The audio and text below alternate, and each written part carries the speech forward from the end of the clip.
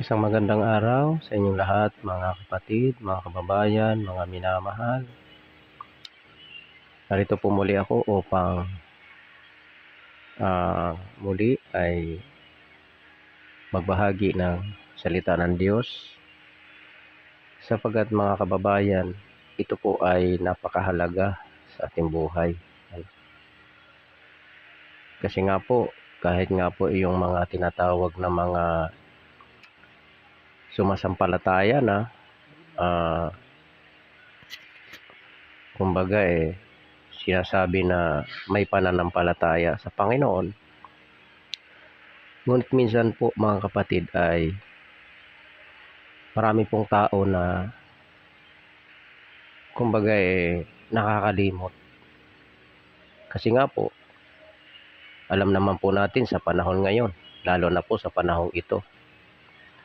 Dati po, ang ating pong medyo, lalo na po sa mga probinsya, ang kadalasan pong libangan ng mga tao ay yaon pong radyo, yung transistor na tinatawag nung unang panahon.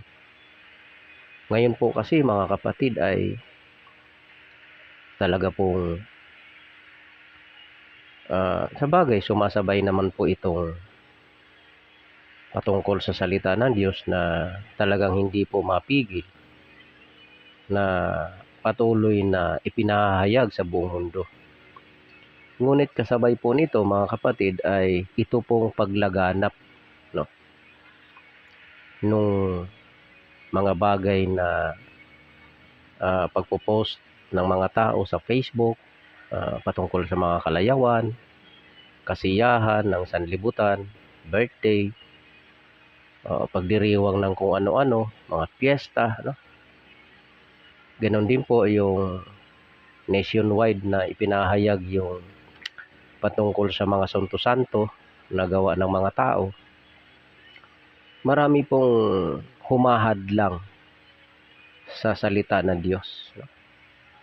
Kaya kung noon ang hadlang ay kukunti lang, kasi dati pag mayroon kang Bible, sa bagay dati ang Bible ay medyo hindi po naabot ng mga mahihirap, kasi mahal Pag binili po ninyo yung Bible, mahal po, hindi kaya ng mahirap na ang kanyang kaya lamang ay pambili ng bigas.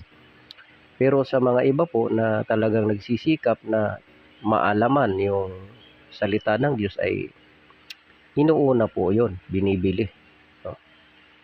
Kagaya ko nga po dati na medyo mahal ang Bible, mas inuuna ko pong bilhin yun basta't pag nagkapera. Kasi doon ko nakita na yung salita ng Diyos na nakasulat sa Biblia ay tunay po na magbibigay ng dunong, magbibigay ng karunungan sa bawat tao.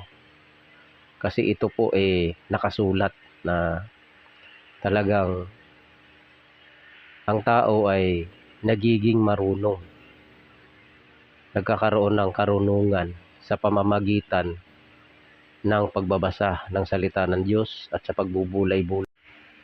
So yan nga po mga kapatid, pasensya na po, maiksi lang po itong aking pamamahayag na ito sapagkat sinasamantala ko lang po itong panahon na break time po sa trabaho. Kaya mga kapatid ay talaga pong maiksi lamang po ang oras ng pamamahayag na ito. So nawa po patuloy nawa tayong magkaroon ng unawa at kaalaman sa salita ng Panginoon, sapagkat ito po'y tunay mga kapatid na dapat nating maalaman ng salita ng Panginoon ay ito po ang makapagpapadunong sa atin, makapagpapadunong po sa atin ang salita ng Diyos. Kaya ito po ay sinasabi po rito sa Biblia, Dito po mga kapatid ay sinasabi nga po rito na Ang sabi rito ni Apostol Pablo ay, at mula sa pagkasanggol ay iyong nalalaman ang mga banal na kasulatan na makapagpapadunong sa iyo sa ikaliligtas sa pamamagitan ng pananampalataya kay Kristo Jesus. Kaya nga po mga kapatid, itong banal na kasulatan mga kapatid, ito po yung makapagpapadunong sa atin sa ikaliligtas. Kaya sa lahat po ng mga tao na nagnanais ng kaligtasan, nagnanais ng buhay na walang hanggan, kasi po isipin na lang po natin mga kapatid, mga kababayan, ang buhay po natin sa mundo may hangganan. Napakaiksi lang po ng buhay eh.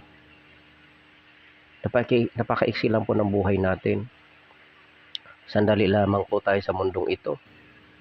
Isipin nyo na lang po, kayo po na nasa panahon ng kabataan. Halimbawa, ang edad nyo po ay 20. Magbibilang lang po kayo ng mga ilang taon. Napakabilis po ng taon mga kapatid eh. Kagaya nga po nung pandemic, kung iisipin nyo, bilangin nyo po mula noon hanggang ngayon. Ang bilis po ng panahon mga kapatid. Kaya sana po, nawa po sa lahat na mga nakikinig, huwag po nating ipagwalang bahala ito. Yung kaligtasan na ipinangako ng Diyos. Kasi marami po mga born again, sila daw po ay may pananampalataya na. Ngunit wala pong alintana, hindi na alintana yung tunay na aral eh. Ano ba ang tunay na kaligtasan? Saan po ba natin ito masusumpungan? Sa pamamagitan ba ng mga salita ng mga pastor na galing sa Bible School, iyon na po ang katotohanan.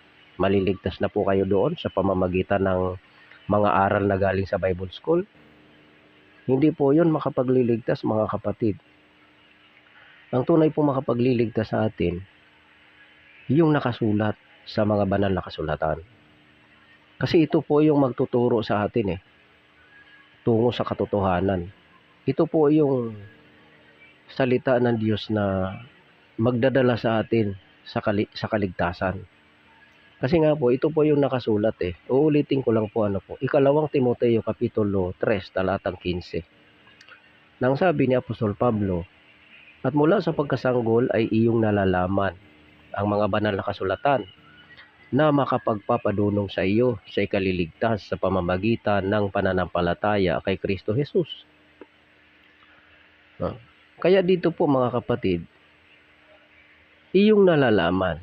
So, paano po natin malalaman na ang makapagliligtas sa atin sa pamamagitan ng pananampalataya kay Kristo Jesus ay yung banal na kasulatan? Kasi nga po, hindi po natin makukuha yan sa aral na galing sa Bible School, kundi ang aral po na mula sa banal na kasulatan. Doon po natin yan masusumpungan. Yung karunungan po sa ikaliligtas, ikaw ay dudunong, magiging marunong tungo sa kaligtasan, ay ang banal na kasulatan po ang ating pamantayan. Hindi po kung ano-anong aral galing sa seminaryo. Kaya maraming mga lingkod kuno sila ng Diyos, ang ginagawa naman puro pansariling pakinabang, pansariling kasiyahan, kalayawan, pagpapaunlad sa sarili. Hindi naman po talaga makikita sa kanila yung tunay na aral na katotohanan na katulad ng halimbawa na ibinigay ng mga lingkod ni Kristo. At saka tulad ng pagiging halimbawa ni Kristo. Si Kristo po ay hindi po ipinanganak na nakahiga sa kayamanan, kundi si Kristo po ay ipinanganak na mahirap. Ipinanganak po siyang mahirap mga kapatid. Hindi po siya ipinanganak sa pamilyang mayaman. Kasi nga po, hindi naman po sa sanlibutan ito ang ipinangako ng Diyos na dito magmamana.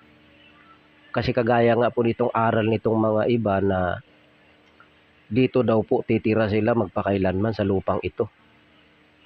Hindi po yan ang totoo Kasi kung dito sa sanlibutan ito, dito ka titira magpakailanman, di sana si Kristo ay hindi na kailangang mamatay at mamuhay bilang dukha sa sanlibutang ito.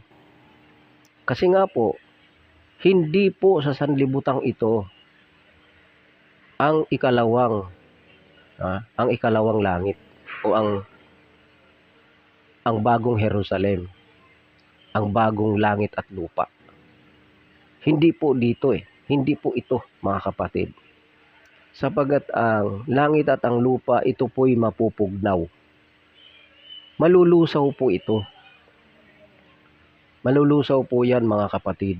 Basahin nga po natin yun sa 2 Pedro, Kapitulo 3.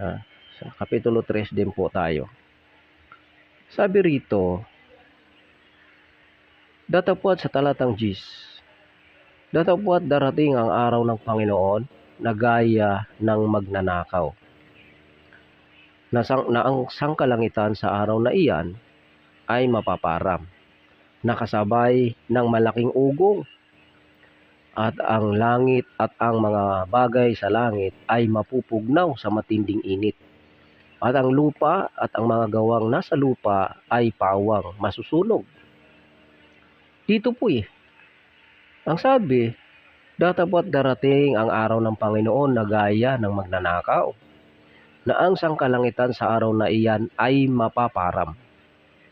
Mapaparam po Tapos, mga kapatid, mapaparam yung sangkalangitan Yung langit na yan na natatanaw natin sa taas, yung nakikita ng ating mga mata, mapaparam po yan. Tapos, nakasabay ng malaking ugong at ang mga bagay sa langit ay mapupugnaw sa matinding init. At ang lupa at ang mga gawang nasa lupa ay pawang masusunog. Ngayon, anong sabi ni Apostol Pedro? Kasi pati yung lupa masusunog mapupugnaw Mapupugnaw. Anong patunay dito po sa 11? Yamang ang lahat ng mga bagay na ito ay mapupugnaw ng ganito. Ano ngang anyo ng mga pagkatao ang nararapat sa inyo sa banal na pamumuhay at pagkamawain na ating hinihintay at pinakananasa ang pagdating ng kaarawan ng Diyos, na dahil dito'y ang sangkalangitan na nagniningas ay mapupugnaw at ang mga bagay sa langit ay matutunaw sa matinding init.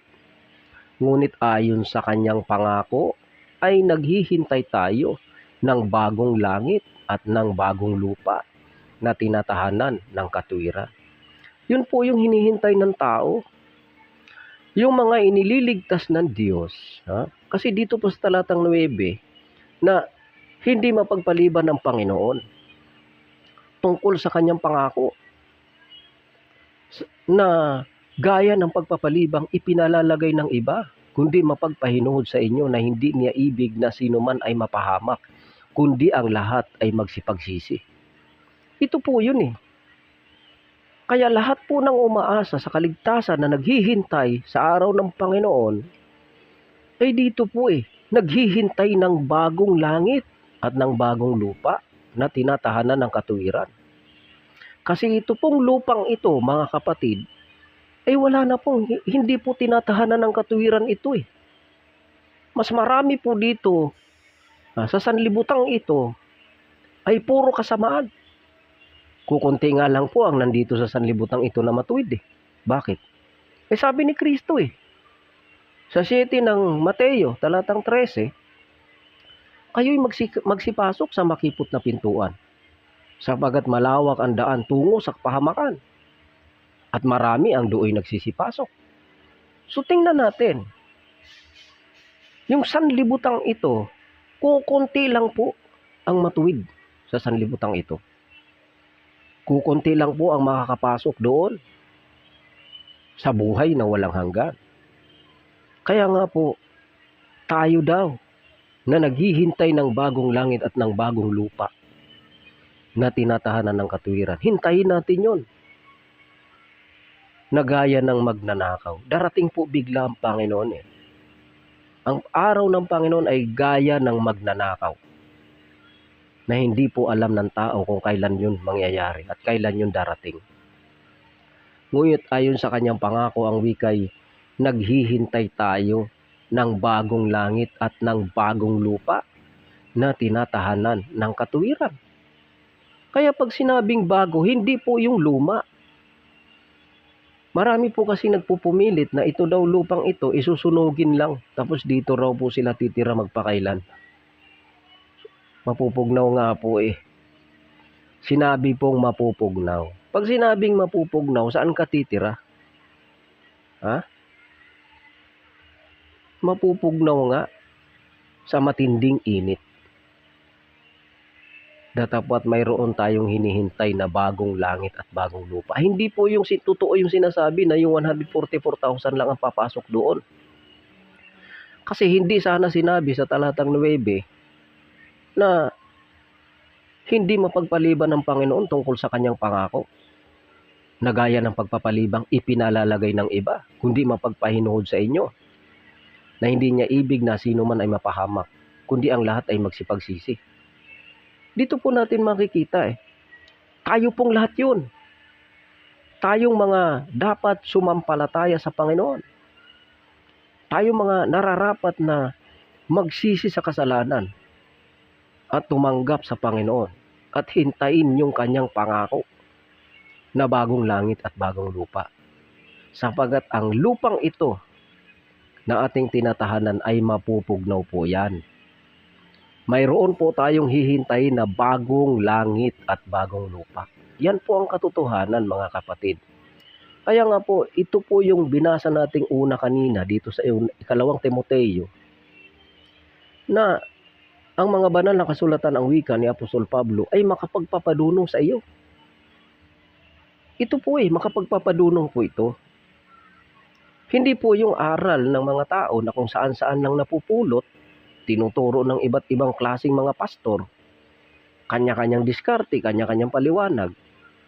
Hindi po yun, mga kapatid Kasi ang banal na kasulatan, ang salita ng Diyos, hindi po kailangan ng sariling paliwanag yan.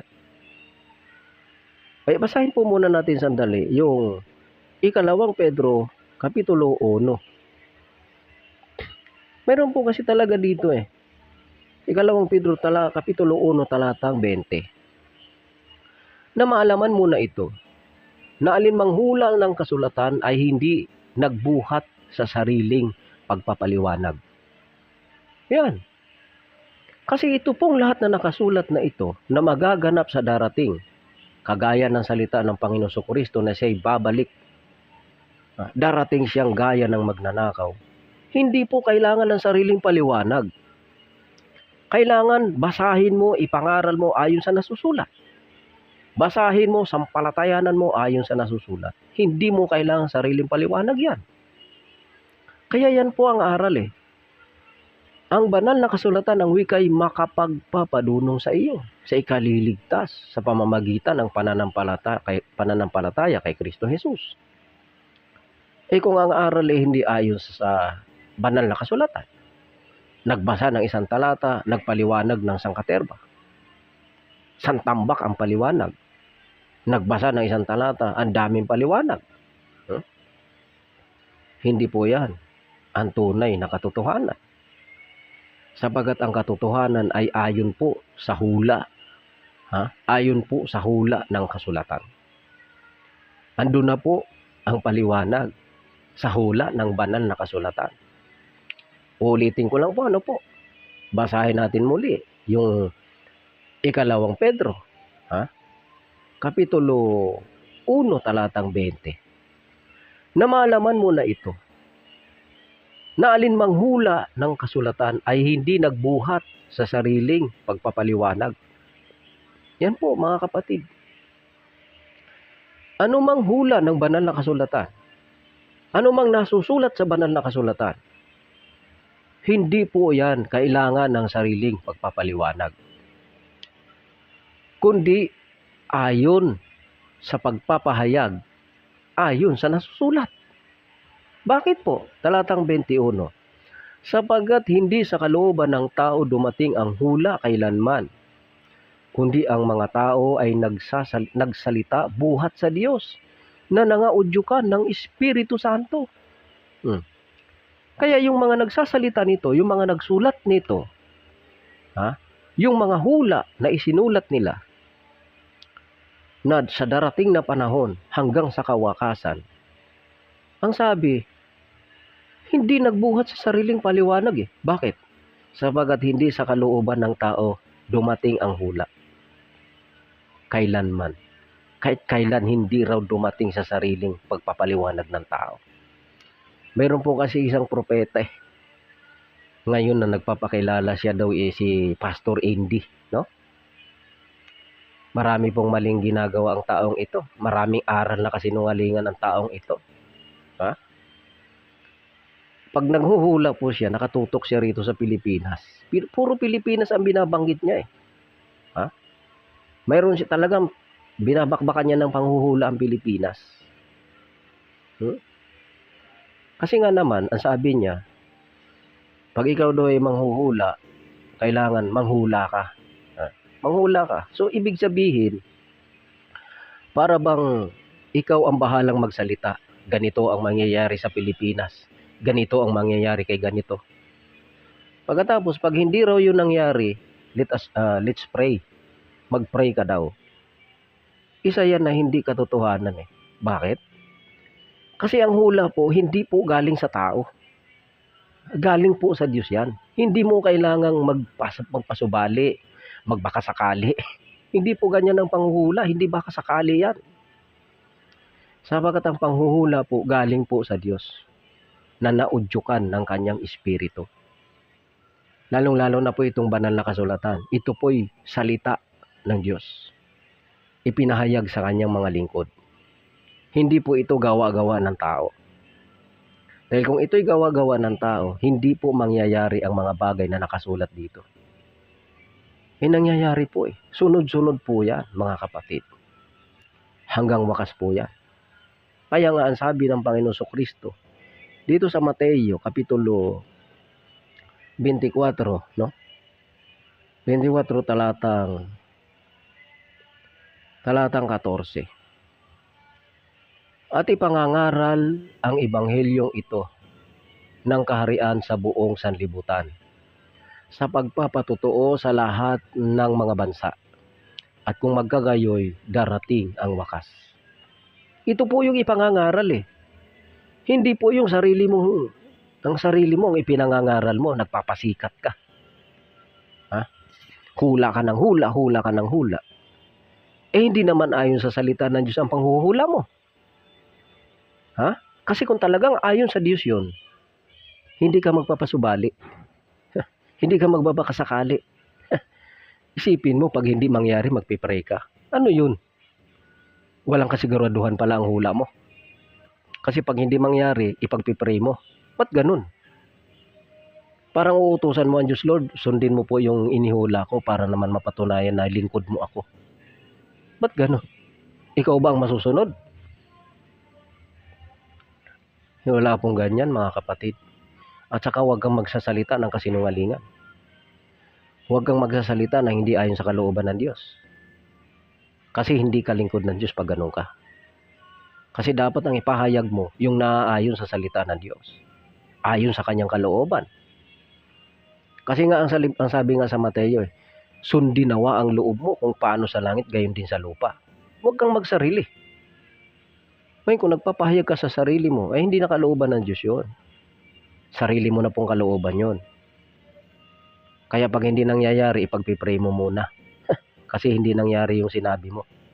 Ay di sinungaling ka. Kasi parang gusto mo, Lord, sana Lord, ganapin mo pa yung ipinahayag ko. Ba't ganun? Lalong-lalo na kung kasamaan. Lalong-lalo na kung kasamaan ang mangyayari doon sa pinaghuhula mo. Ba't mo gustong mangyari yun? Dapat nga ipanalangin mo na huwag mangyari sa tao na yun eh. Di po ba? Bago mo ipahayag yun, dapat isipin mong maigi. Manalangin ka muna bago ka magpahayag. Yun ang dapat mong gawin. Hindi yung magpahayag ka na ng magpahayag, saka ka manalangin. Baliktad eh. No? So, basahin natin muli dito sa 2 Timoteo. Diretso na po natin sa talatang 16. Ang lahat ng mga kasulatan na kinasihan ng Diyos ay mapapakinabangan din naman sa pagtuturo, sa pagsansala, sa pagsaway, sa ikatututo na nasa katuwiran, upang ang tao ng Diyos ay maging sakdal, tinuruang lubos sa lahat ng mga gawang mabuti. Yan po. Dito po natin masusumpungan yung tunay na karunungan sa banal na kasulatan. Ito po yung magtuturo sa atin sa ikaliligtas sa pamamagitan ng pananampalataya kay Kristo Jesus. Kasi nga po, paano ka magkakaroon ng pananampalataya kay Kristo Jesus kung wala ka namang napapakinggan? O kaya, nagkaroon ka na ng pananampalataya kay Kristo. O kaya, nagkaroon ka ng pananampalataya kay Kristo. Pero sa pagpapatuloy mo, hindi naman ayon sa katotohanan. Paano yon? Tunay ka pa rin ba kay Kristo? Hindi po eh. Kasi ang kailangan, mula nung ikay tumanggap kay Kristo, magpatuloy ka sa katotohanan. Ayon sa 2 Juan, talatang 9, ang sino mang nagpapatuloy at hindi nananahan sa aral ni Kristo, ay hindi kinaroroonan ng Diyos. Ang nananahan sa aral ay kinaroroonan ng Ama at gayon din ng Anak. Kaya ang batayan na ikaw ay kay Kristo, nagpapatuloy ka. Saan? Sa aral ni Kristo. Kung talagang sumasampalataya ka kay Kristo, manatili ka ayon sa salita ni Kristo. Kaya nga ayon sa Roma, dito sa Roma 10, no? Talatang 17. Sabi po rito, kaya nga, ang pananampalataya ay nanggagaling sa pakikinig, at ang pakikinig ay sa pamamagitan ng salita ni Kristo. O di kaya, sa ibang salin po kasi dito ay sa pamamagitan ng salita ng Diyos. Kaya nga po, sa pamamagitan ng salita ni Kristo o ng salita ng Diyos, dito po tayo magkakaroon ng pananampalataya. Hindi po sa pamamagitan ng mga nababasang pasugo. Hindi po dyan nakukuha ang pananampalataya. Wala po dyan. May pananampalataya po dyan. Hidwang pananampalataya. Nandyan din po. Kagaya ng mga ibang nagtuturo. Mga born again. Ang mga pastor nila galing sa Bible School. Tama po. Sa umpisa, nung marinig mo ang pangalang Kristo, sumampalataya ka. Tama po yon. Pero dapat sa pagpapatuloy mo, ang iyong ipamumuhay ay ayon sa aral ni Kristo. Ayon sa katotohanan na salita ni Kristo. Dahil ang sabi nga ulit, babasahin ko, 2 Juan 9. Ang sino mang nagpapatuloy at hindi nananahan sa aral ni Kristo ay hindi kinaroroonan ng Diyos. Ang nananahan sa aral ay kinaroroonan ng Ama at gayon din ng Anak. Kaya, mga kapatid, ito po yung patunay na binanggit kanina sa ating unang binasa, na at iyong nalalaman, mula sa pagkasanggol ay iyong nalalaman ang mga banal na kasulatan na makapagpapadunong sa iyo sa ikaliligtas sa pamamagitan ng pananampalataya kay Kristo Jesus. Ang lahat ng mga kasulatan na kinasihan ng Diyos ay mapapakinabangan sa pagtuturo, sa pagsansala, sa pagsaway. Dito po kasi tayo nagkakaroon dito nagsisimula ang pananampalataya kay Kristo. Kasi kung wala ang kasulatan, paano mo makikilala si Kristo at paano ka sasampalataya kay Kristo? Kaya ang dapat nating isabuhay, ang dapat nating maintindihan sa ating pananampalataya ay yung malaman natin kung paano ba sumunod sa salita ni Kristo. Ano ba ang tunay ng pananampalataya kay Kristo? Makukuha na lang ba natin basta-basta yan? Hindi po. Dahil ang kailangan malaman natin ang katotohanan. Uulitin ko lang po. Sinabi na po ni Kristo yan.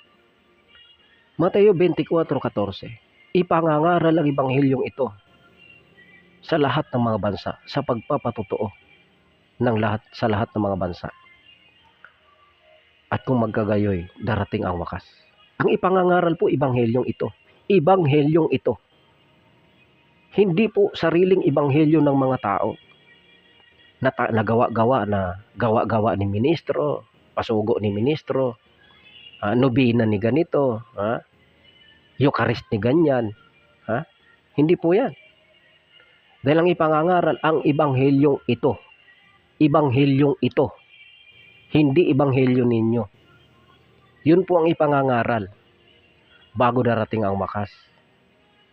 Ngayon, dahil ipinangangaral ang ibanghelyong ito sa lahat ng mga bansa, malapit na po ang wakas. Kaya sa lahat po, tayo po'y maghintay sa Panginoon. Magsisi tayo sa lahat ng ating mga maling aral na pamumuhay, maling pamumuhay, maling aral. At tayo ang wika ay maghihintay tayo ng bagong langit at ng bagong lupa. Yan po mga kababayan. Kaya ito po ay maiksing pamamahayag lamang po. Paumanhin po. Kasi nga po, maaaring kukwestiyon ninyo ako bakit ganito ang pananamit ko. Sabi ni Apostol Pablo, ulitin ko po, sa 4:11 ng unang Korinto, hanggang sa mga oras nito'y hubad. Kami nangagugutom at mga hubad. Hindi po mahalaga ang anuman eh. Ang mahalaga po yung katotohanan. Hindi po kailangan yung mararangyang damit pag nangangaral ka. Kasi si Apostol Pablo ang nagpahayag niyan. Kaya mga kapatid, dito po tayo sa katotohanan, sa aral ng Diyos, sa aral ng Panginoon Kristo. God bless po sa inyong lahat, mga kababayan.